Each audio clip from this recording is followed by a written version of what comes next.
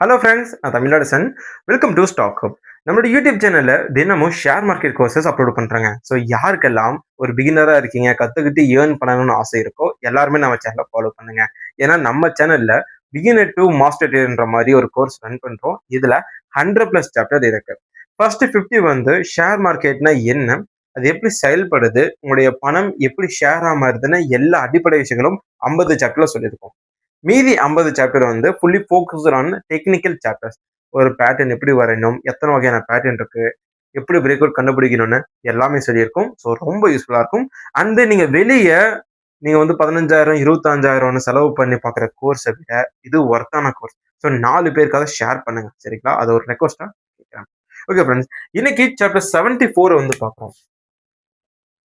இதுல broad வெனினிங் pattern வந்து பார்க்க போறோம். வைடனிங்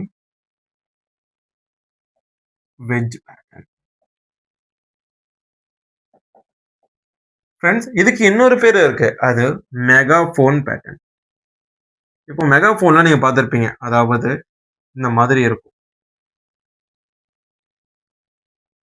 இந்த திருவிழால மைக் செட்லாம் கட்டுவாங்களா, அந்த மாதிரி இருக்கும். இதுக்கே இந்த மாதிரி பேர் வந்ததுன்னா, சேம் இதே மாதிரி தான் அந்த பேட்டர்ன் இருக்கும்.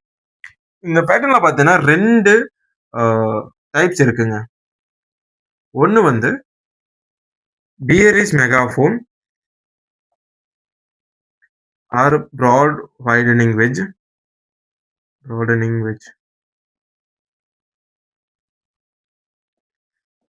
இன்னொன்று புல்லிஷ் மெகாஃபோன்.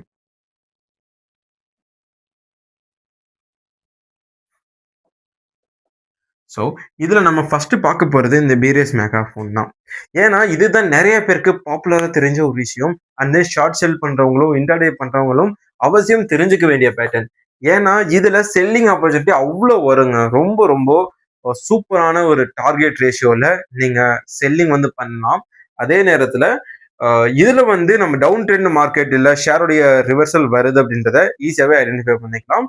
ஸோ அதனால ஃபர்ஸ்ட் நான் இதை சொல்றேன். அதுக்கப்புறம் நம்ம புல்லிஸை பத்தி அடுத்த சாப்டர்ல பார்ப்போம். ஏன்னா இதுவே பெரிய வீடியோ வரவும் வாய்ப்பு இருக்கு. ஓகே, இந்த பேட்டர்ன் நான் சொல்லிட்டேன். எந்தெந்த டைப்ல வரும்னு சொல்றேன். ஃபர்ஸ்ட் ஒன் பார்த்தீங்கன்னா இந்த மாதிரி இருக்கும். அதாவது சிமெண்ட்ரிக்கல் ட்ரையாங்கிள் பேட்டர்னை திருப்பி வச்ச மாதிரி இருக்கும். இன்னும் ஈஸியா பார்த்துக்கலாம். நம்ம சாப்டர் 57லயோ இல்லை 61லயோ நம்ம பார்த்துருப்போம் சிமெண்ட்ரிக்கல் ட்ரையாங்கிள் பேட்டர்ன். அந்த மாதிரி தான் இதுல இந்த மாதிரி இருக்கும். இந்த மாதிரி இருக்கும். ஸோ ஷேப்ஸ் வந்து கொஞ்சம் கொஞ்சம் டிஃப்ரென்ஸ் இருக்கும். பட் இப்படி வந்தாலும் இப்படி வந்தாலும் இப்படி வந்தாலும் இந்த நடுவில் இருக்க கேப் வந்து வைட் ஆகிட்டே போகும். அதாவது இந்த பேட்டர்ன் வைடு ஓப்பன் ஆகிட்டே போகும். அப்படி வந்துச்சுன்னா இது ப்ராடனிங் பேட்டர்ன் தான், இல்லை மெகாஃபோன் பேட்டர்னும் நீங்க எடுத்துக்கலாம். ஸோ இதில் நமக்கு என்னென்ன இருக்குன்னு பார்த்தீங்கன்னா ஹையர் ஹைஸும் லோவர் லோவும் வரும். இதோட இன்னொரு முக்கிய அம்சம் என்னன்னு பார்த்தீங்கன்னா இந்த ரெசிஸ்டன்ட் லைன் எப்பவுமே இந்த 3-4 டைப்ல எப்பவுமே பார்த்தீங்கன்னா இது கொஞ்சம் சீக்கிரமா மேலே போற மாதிரி இருக்கும். இதை கம்பேர் பண்ணும்போது கீழே வர சப்போர்ட் ஏரியா அவ்வளோ பெரிய ரொம்ப ஸ்பீடாகவும் கீழே இறங்காது, ரொம்ப ஃபிளாட்டாகவும் போகாது. கொஞ்சம் போல கீழே இறங்குன மாதிரி தான் போகும், ஆனா ஸ்லோவா போகும்.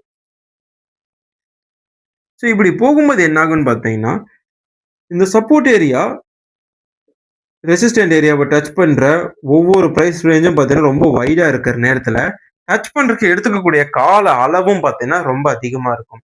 ஒருவேளை இந்த ஷேர் இந்த பிரேக் அவுட் கொடுத்தது அப்படின்னா ரீடெஸ்டிங் பண்ணி டார்கெட் வந்து ஹெவியா இருக்கும். ஏன்னா இந்த பேட்டர்னுடைய டார்கெட் இந்த பேட்டர்னுடைய எண்ட்ல வர்ற கேப், அதாவது ரெசிஸ்டன்ட்டுக்கும் சப்போர்ட்டுக்கும் வர்ற கேப்பை தான் இதுக்கு அப்படியே டார்கெட்டை வந்து நம்ம ஃபோர்காஸ்ட் வந்து பண்ணுவோம். அப்படி பண்ணும்போது ஒரு பெரிய ஒரு பொட்டன்ஷியல் மிக்க ஒரு பேட்டர்னா வரும். ஸோ இதுல பிகினர்ஸ் பண்ற தப்பு இந்த பேட்டர்னுக்குள்ள ட்ரேட் பண்றது தான். எஸ், ஏன்னு நான் சொல்றேன். இப்போ நீங்க ஒரு பிகினரா இருக்கீங்க, நானே ஒரு பிகினரா இருக்குன்னு வச்சுப்போமே. ரெசிஸ்டன்ட் 100ல இருக்கு, 90, 300,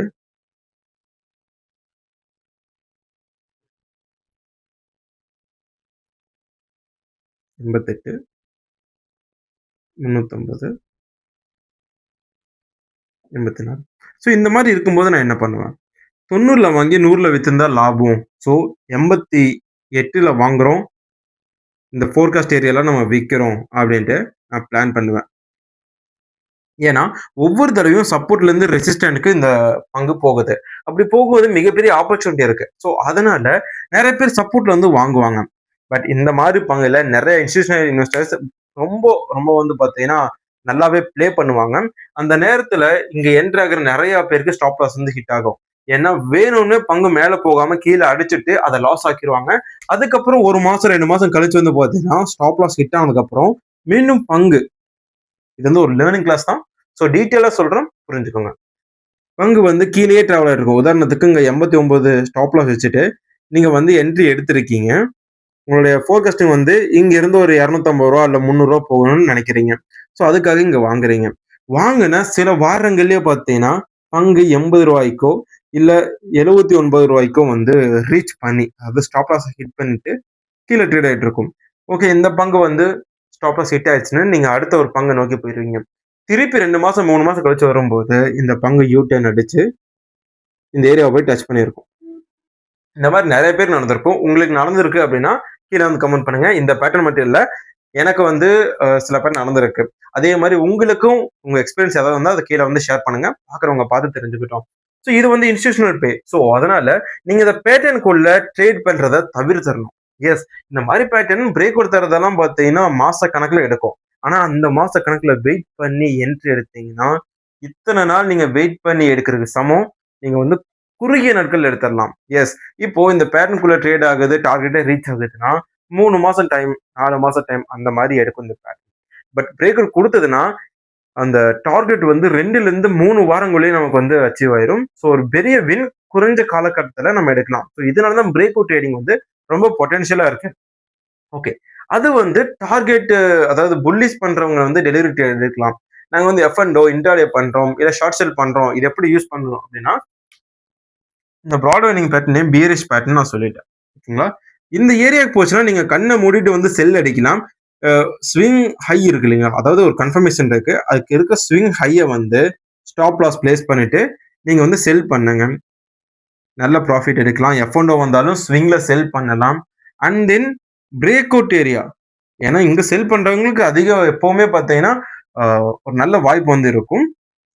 பை பண்றவங்க தான் பார்த்து, பார்த்து பை பண்ணணும். அப்புறம் இந்த பிரேக் அவுட் பிரேக் டவுன் கீழ நடந்ததுக்கு அப்புறம் மறுபடியும் செல் பண்ணலாம். இங்கிருந்து இதுவரைக்கும் எவ்ளோ டார்கெட்டோ, அந்த அளவுக்கு உங்களுக்கு கீழ டார்கெட் ஃபோர்காஸ்ட் ஆகும். ஹியூஜான டார்கெட் உங்களுக்கு கிடைக்கும். ஓகே. இத யார் யார் யூஸ் பண்ணுவாங்கன்னா, experience traders and short sale பண்றவங்க யூஸ் பண்ணுவாங்க.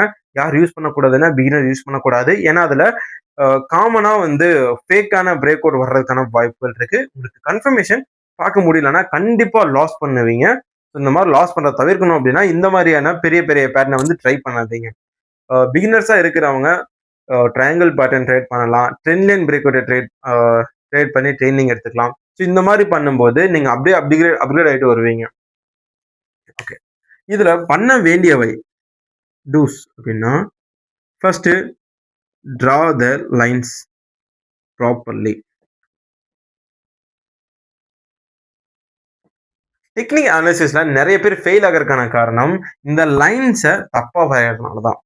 நீங்க மனசுல நெனச்சுட்டு அதுக்கு ஒரு பேட்டர்ன் வரைஞ்சீங்கன்னா, ஷேர் அது அந்த மாரி அதுக்கேத்த மாரி ட்ரேட் ஆகாது.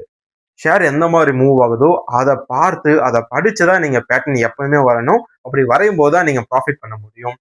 ஸோ அப்படி நம்ம வரையும்போது நமக்கு 2 ஹை கரெக்ட்டா மேட்ச் ஆயிருக்கான்னு பார்க்கணும். 2 லோ மேட்ச் ஆகியிருக்கான்னு பார்க்கணும். அண்ட் தென் எந்த மாரி ட்ரெண்ட்ல இருந்து இந்த பேட்டர்ன் வருதுன்னு பார்க்கணும். சில பேர் வந்து ரைசிங் மார்க்கெட்ல இத தேடிட்டு இருப்பாங்க. இந்த மாரியான பிராட் வைடனிங் அதாவது சாரி ஆ பிராடனிங் வெட்ஜ் பேட்டர்ன் வந்து ஒரு பங்கு நல்லா உயர்ந்ததுக்கு அப்புறம் அந்த ட்ரெண்ட் ரிவர்சல் நடக்கும்போது வரும். அப்போ நீங்க பார்த்து எடுக்கலாம். ஓகே. ரியலைஸ் த ட்ரெண்ட் அப்படின்னு வச்சுக்கலாம்.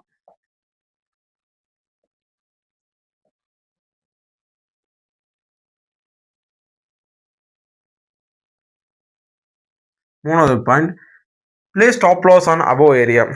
இப்போ ஸ்டாப் லாஸ் வந்து ஒரு ரூ. 100லேருந்து ரூ. 95 இருக்கக்கூடிய ரேஞ்சில வந்து நீங்க வைக்கிறீங்க அப்படின்னா, 2, 3 பாயிண்ட் ஜாஸ்தியாவே வைங்க. ஏன்னா இந்த மாரியான பேட்டர்ன் வந்து வாலட்டிலிட்டி அதிகமா இருக்கிற பேட்டர்ன்ஸ். ஆ பிரைஸஸ் வந்து சீக்கிரமா வந்து மேல ஏறும், கீழ இறங்கும். அந்த ஒரு பாரே பார்த்தீங்கன்னா ரொம்ப பெருசு பெருசா வரக்கான வாய்ப்புகள் இருக்கு. ஸோ அந்த மாதிரி இருக்கும்போது ரொம்ப ஸ்ட்ரிக்டான ஸ்டாப் லாஸ் போட்டு நீங்க ஃபாலோ பண்ணீங்க அப்படின்னா கண்டிப்பா ஸ்டாப் லாஸ் ட்ரிகர் ஆயிட்டு அதுக்கப்புறம் உங்களுடைய டார்கெட் ரீச் ஆகிறதுக்கான வாய்ப்புகள் இருக்கு. ஸோ அதனால மேனுவலா பார்த்து ட்ரெண்ட் எப்படி போகுதுன்றதை கவனிச்சு எக்ஸிட் ஆர் என்ட்ரியை வந்து பண்ணுங்க. எப்பவுமே அதுதான் பெஸ்ட். நீங்க வந்து எல்லாமே ஆட்டோமேட்டிக் ஆர்டர் போட்டீங்கன்னா சம்டைம்ஸ் நீங்க வந்து சைக்காலஜிக்கலா யோசிச்சு பண்ண வேண்டிய முடிவுகள் பங்கு சந்தையில இருக்கு. மிஷின் மாதிரி நீங்க அதை ஹேண்டில் பண்ணீங்கன்னா லாஸ் வர சான்சஸ் இருக்கு. இப்போ டோன்ட்ஸ் பார்ப்போம். Don'ts don't trade without understanding the trend.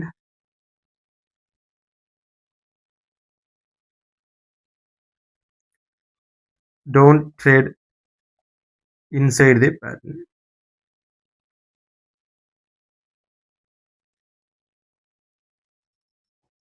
Okay, இந்த வீடியோ பிடிச்சிருந்தா லைக் பண்ணுங்க. இது போன்ற வீடியோஸ்க்கு சப்ஸ்கிரைப் பண்ணுங்க. தேங்க்ஸ் ஃபார் வாட்சிங் டாட்டா. பை.